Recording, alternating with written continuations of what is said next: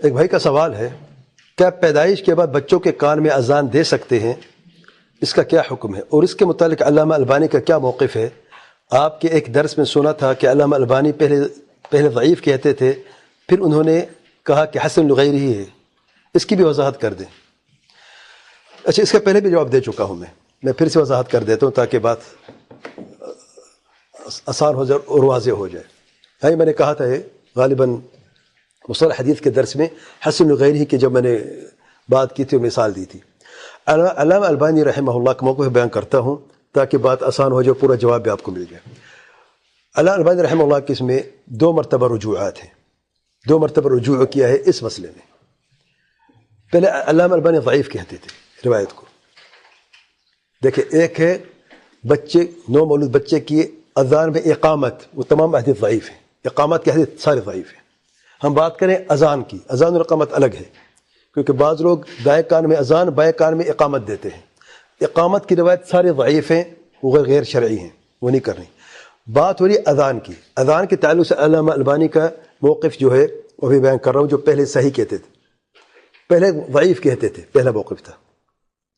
پھر فرماتے مجھے امام ابن القیم کی کتاب تحفۃ المولود میں انہوں نے ذکر کیا کہ روایت کا، اور منسوب کیا بیہقی کی کتاب شعب ایمان کی طرف کہ ایک روایت ہے جس میں اذان دینے کے ذکر ہے۔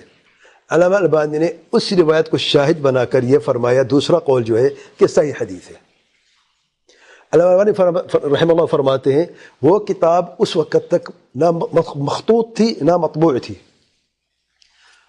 امام بیہقی کی کتاب شعب الایمان۔ علامہ البانی فرماتے ہیں جس وقت میں نے تحفۃ المولود کی کتاب ابن القیم کی پڑھی جس میں اس روایت کا ذکر تھا، اس وقت یہ کتاب موجود نہیں تھی۔ کون سی؟ شعب الایمان بیہقی کی کتاب، نہ مخطوط تھی نہ پرنٹی شکل میں مطبوع تھی، موجود نہیں تھی۔ تو میں نے اپر موقف تبدیل کر کے کہا کہ صحیح ہے، کیونکہ شاہد مل گیا، اور جستجو میں رہا کہ جب بھی لگے تو میں دیکھوں۔ دیکھیں، علماء کئی سالوں بعد بھی، کیونکہ میموری میں ہوتا ہے کہ کہاں پر میں نے مزید تحقیق کرنی ہے، جبکہ علامہ البانی رحمہ اللہ ہزاروں حدیث کی تحقیق کی ہے۔ اچھا، کہتے پھر کچھ عرصے کے بعد یا کچھ سالوں کے بعد مجھے کتاب ملی، بیہقی کی کتاب شعب الایمان۔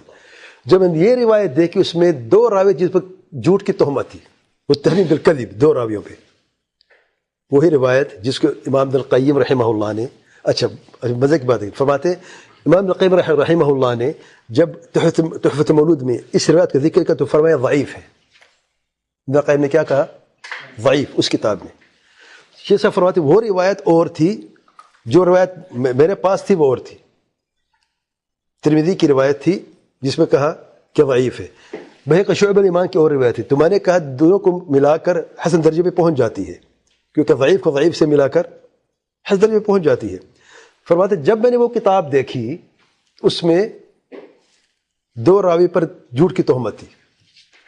اب میرا ضعیف یا ضعیف جداً ہے، ضعیف جداً ہو گئی، منکر روایت ہے، بات ختم ہے۔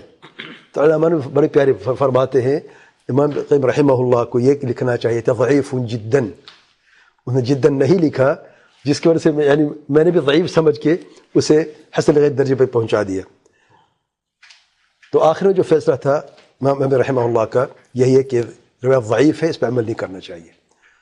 تو نو مولود بچے کے اذان کے کان میں اذان دینا جائز نہیں ہے، کیونکہ اس کی دلیل جو ہے حدیث جو ہے وہ صحیح نہیں ہے، ضعیف حدیث ہے، اور یہ ضعیف حدیث حسن غیر درجے پر نہیں پہنچتی، کیونکہ جو شاہد ہے اس میں 2 کذاب، 2 ایسے جس پر جھوٹ کی تہمت لگائی گئی ہے، اور اس روایت کو منکر روایت کہتے ہیں، جس سے ضعیف جداً روایت ہوتی ہے۔ ضعیف جداً روایت جو ہے وہ شاہد کبھی نہیں بن سکتی، یا وہ دوسرے ضعیف حدیث کے ساتھ مل کے حسن غیر درجے پر نہیں پہنچ سکتی۔ تو یہ حدیث ضعیف ہے، اس پہ عمل کرنا بھی جائز نہیں ہے۔ جی، اذان دینا بھی جائز ہے، ہم اسی کی بات کر رہے ہیں۔ اقامت کی تو پہلے میں بتا چکا ہوں، وہ ویسے جائز نہیں کہ اس کی دلیل ضعیف ہے، نہیں ضعیف ہے۔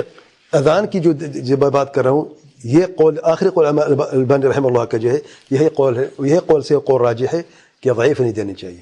شیخ بن باز رحمہ اللہ اس میں اپنے فتویٰ فرماتے ہیں کہ دلیل تو ضعیف ہے، لیکن بعض لوگوں نے یہ کیا ہے، علماء کرتے آئے ہیں، حدیث جس میں ضعیف ہے، ثابت نہیں ہے، لیکن بعض لوگوں نے کیا ہے۔ لیکن قول راجح یہی ہے یہ حدیث ضعیف ہے اور نہیں کرنا چاہیے. واللہ اعلم. دوسرا کون سا تھا؟ دوسرا آپ کا تھا شاید کوئی سوال. اس میں تو ایک سوال ہے. جزاکم اللہ خیر. سبحانک اللہم وبحمدک اشہد ان لا الہ الا انت استغفرک واتوب الیک.